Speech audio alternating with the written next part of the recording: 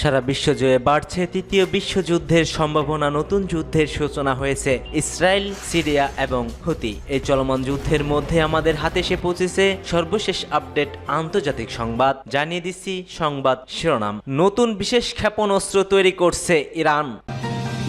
একই সঙ্গে জানিয়ে দিচ্ছি হামাসের পুঁতে রাখা বোমা বিস্ফোরণে 4 ইসরায়েলি সেনা নিহত।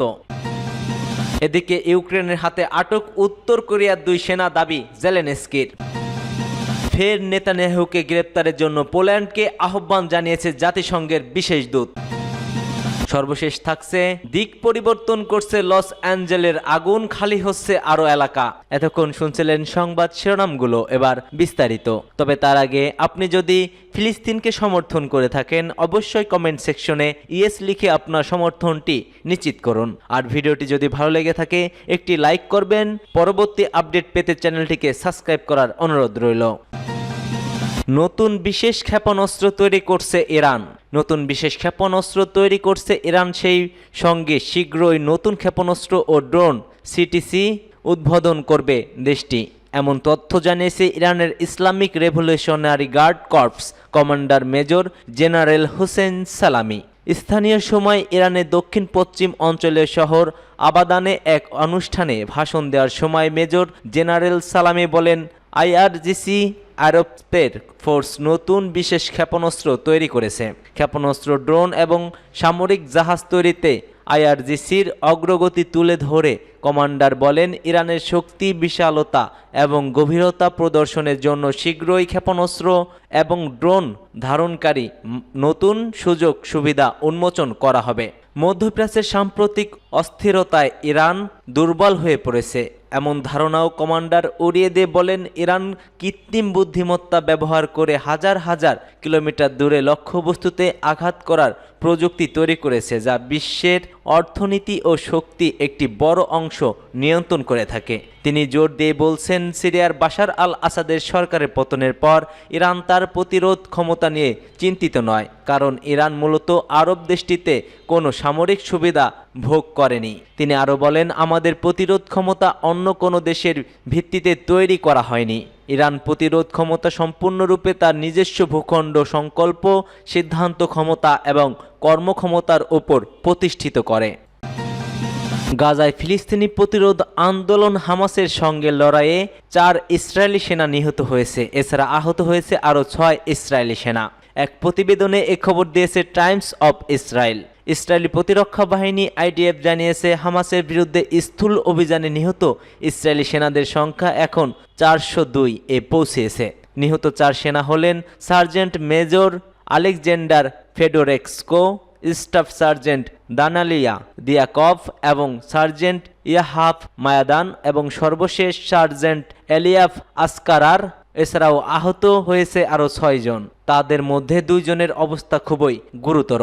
প্রাথমিক তদন্তে আইডিএফ জানিয়েছে, উত্তর গাজার বেত হানুনে টহল সেনাদের উপর বিস্ফোরণ যন্ত্রের মাধ্যমে লক্ষ্যবস্তু করা হয়। হামাসের বন্দুকধারীরা সেখানে আগে সক্রিয় ছিল এবং ওই সময় ইসরায়েলি সেনাদের উপর গুলি চালায়। গত অক্টোবর থেকে গাজা উপত্যকায় ইসরায়েলি হামলায় নতুন কেন্দ্রবিন্দু উত্তর প্রান্তে, যেখানে হামাসের বিরুদ্ধে আইডিএফ সম্প্রতি তাদের অভিযান আরও তীব্র করেছে। জাবালিয়া ও বেইত লাহালিয়া এলাকার পর ইসরায়েলি সেনারা বর্তমানে বেইত হানুন এলাকায় অভিযান চালাচ্ছে।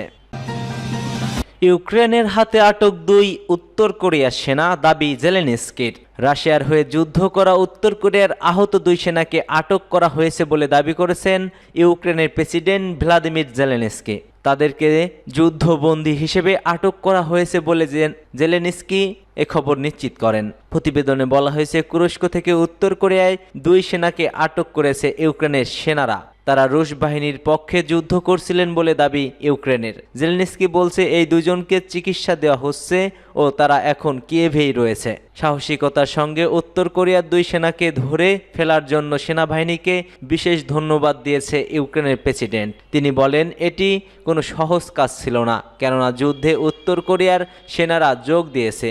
এর প্রমাণ মুছে ফেলতে আহত কোরিয়ান সেনাদের মেরে ফেলা হয়। সামাজিক যোগাযোগ মাধ্যমে টেলিগ্রাম ও এক্স জেলেনস্কি বলেন, আটক 2 সেনাকে ইউক্রেনের তদন্ত বাহিনীর কাছে রাখা হয়েছে। আমি তাদেরকে সাংবাদিকদের সঙ্গে কথা বলার সুযোগ দেওয়ার জন্য বলে দিয়েছি। এখানে কি হচ্ছে তা পুরো বিশ্বের জানা উচিত।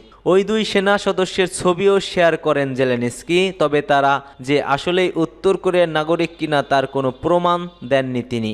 একজনের কাছে রুশ আইডি কার্ড রয়েছে বলে দেখা যায়। বিভিন্ন প্রতিবেদনে বলা হচ্ছে পরিচয় গোপন রাখতে উত্তর কোরিয়ার সেনাদের রুশ আইডি কার্ড দেওয়া হয়েছে।